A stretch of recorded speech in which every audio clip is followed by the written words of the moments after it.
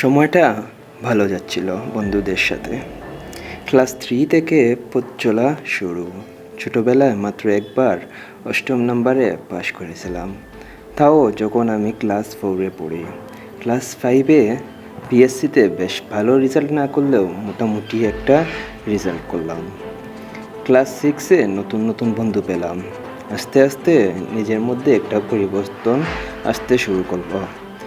সব কিছু ঠিকঠাক যাচ্ছিল।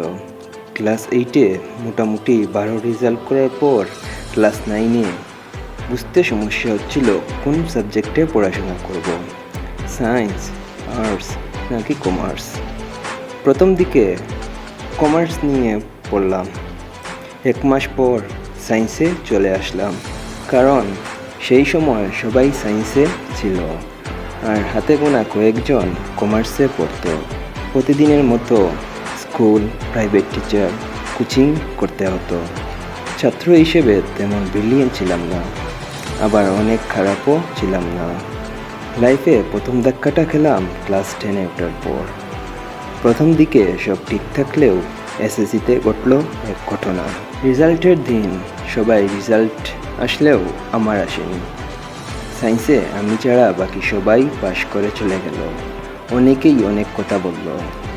মনের ভেতরে অনেক কষ্ট হচ্ছিল তখন। সব কিছু ছিন্ন বিচ্ছিন্ন হয়ে গেল, যেন লেবাননের বোমা ফোটার মতো। বন্ধুরা সবাই কোন কলেজে ভর্তি হবে তাই নিয়ে ব্যস্ত। তখন সেই বন্ধুগুলো আমাকে দেখতে আসছিল, যারা সবসময় আমাকে সাপোর্ট করত। বুঝতে বাকি রইল না, বন্ধুরা সবাই লাইফ নিয়ে ব্যস্ত। তাই নিজের ক্যারিয়ারের কথা চিন্তা করে ফ্রিল্যান্সিং শেখা শুরু করলাম। এইভাবেই 1 বছর দুঃখ কষ্ট নিয়ে কেটে গেল। ছোটোবেলা থেকে কম্পিউটার নিয়ে আগ্রহ ছিল, তাই খুব অল্প সময়ে ডিজিটাল মার্কেটিং শিখে ফেললাম। 1 বছর পর আবার দিলাম পরীক্ষা, পাশ করলাম, কলেজেও ভর্তি হয়ে গেলাম। এর মধ্যে ফ্রিল্যান্সার নামের সাথে যুক্ত করে দিলাম। অন্ধকারের পর আলোর দেখা যখন পেলাম, ভাবলাম ব্যর্থতা আছে বলেই সাফল্যের এত স্বাদ।